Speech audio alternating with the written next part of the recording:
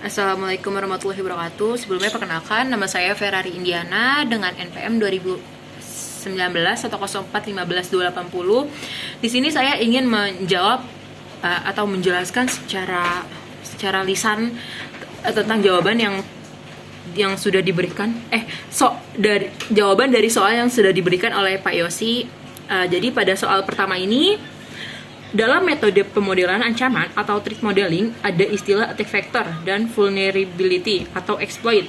Identifikasikan dan jelaskan apa makna dari apa atau mana dari kasus di atas yang merupakan attack vector yang dilakukan pertas dan vulnerability dalam sistem Kemenkes yang dimanfaatkan pertas. Nah, menurut saya attack vector itu kan biasanya attack vector atau biasa disebut dengan vektor serangan ini adalah teknis di mana ada teknik akses yang tidak sah, yang dimana atau dengan kata lain attack vector ini dapat diperoleh oleh perangkat atau jaringan yang diretas oleh seseorang dengan tujuan yang tidak baik atau dengan tujuan yang jahat. Biasanya attack vector ini digunakan untuk menyerang atau mengeksploitasi jaringan komputer atau perangkat. Sedangkan vulnerability itu adalah celah keamanan, atau dengan kata lain vulnerability ini merupakan kelemahan yang bisa dimanfaatkan oleh orang-orang yang akan melakukan aksi attack vector dengan mudah.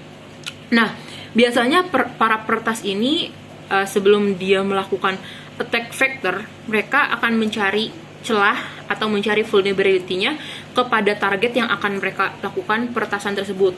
Nah, mereka ini biasanya menggunakan exploit atau sebuah kode yang bertujuan untuk menyerang keamanan komputer secara spesifik. Nah, dari penjelasan yang telah saya sampaikan tadi itu telah saya pahami bahwa saya menemukan kasus attack vector ini pada kasus yang pertama yang berjudul pengambilan 720 GB dokumen dan juga database pasien di Indonesia sekitar 6 juta pasien.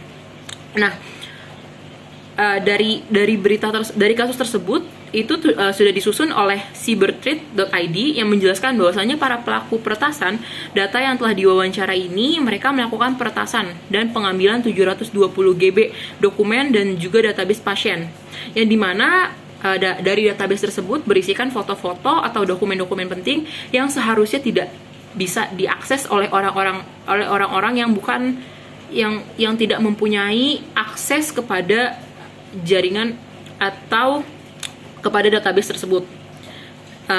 Lalu vulnerability yang digunakan oleh para peretas ini adalah malware. Malware ini sendiri adalah virus yang digunakan untuk merusakkan sistem yang ada pada komputer dengan bertujuan untuk mencuri database dari perangkat yang telah dimasuki. Kejahatan social engineering yang dilakukan oleh para peretas ini dilakukan seperti phishing, yang dimana fokus kelemahan bukan pada sistem keamanan, melainkan kelengahan dari para pegawai Kemenkes sendiri. Nah, lalu soal kedua ini dengan membaca dan memahami konsep rekayasa sosial dalam keamanan siber, jelaskan bagaimana konsep tersebut bisa dipakai dalam menganalisis kasus. Nah, rekayasa sosial ini juga mempunyai pengertian sendiri.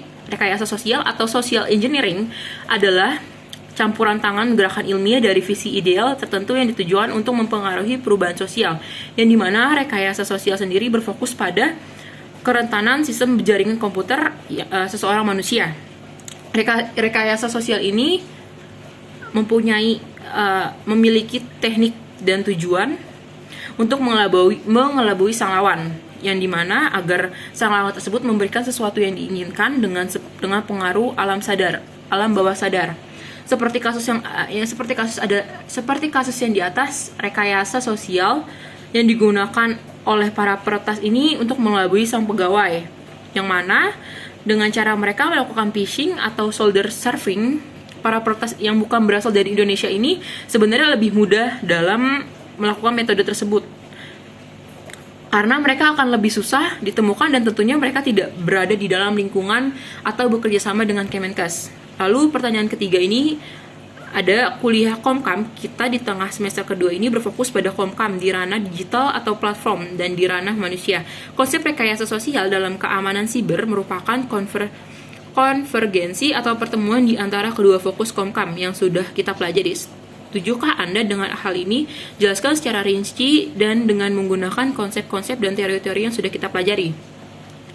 Pada dasarnya, rekayasa sosial ini memiliki tujuan untuk mengelabui.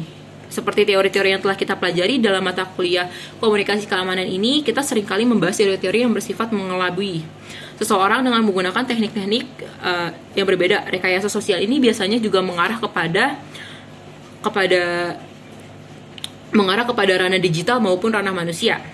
Konsep rekayasa sosial yang bisa diambil menurut saya ini bisa masuk ke dalam konsep persuasi dan inokulasi. Kenapa? Karena menurut saya sendiri konsep maksudnya rekayasa sosial ini mengarah kepada manipulasi, manipulasi yang mana kita tahu hal tersebut mengarah ke sisi kejahatan yang dilakukan oleh seseorang untuk melakukan manipulasi. Lalu soal keempat, dengan pemahaman Anda soal komunikasi keamanan, berikan rekomendasi Anda mengenai aspek yang penting dan menarik diteliti secara ilmiah dari fenomena pembobolan data Kemenkes di atas. Jawaban saya ini menurut saya sendiri, kasus yang ada sebenarnya banyak sekali hal menarik yang perlu diteliti dalam peretasan berita tersebut.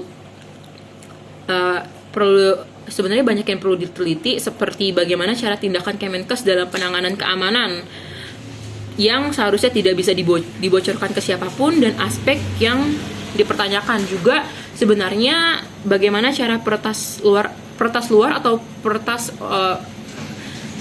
dalam kasus ini peretasnya ini bukan dari orang Indonesia, melainkan dari orang luar negeri. Jadi yang perlu dipertanyakan bagaimana peretas orang luar negeri ini bisa melakukan peretasan kepada sistem keamanan lokal gitu. Jadi segitu aja jawaban lisan dari saya. Mohon maaf jika ada kekurangan. Selebihnya, wassalamualaikum warahmatullahi wabarakatuh.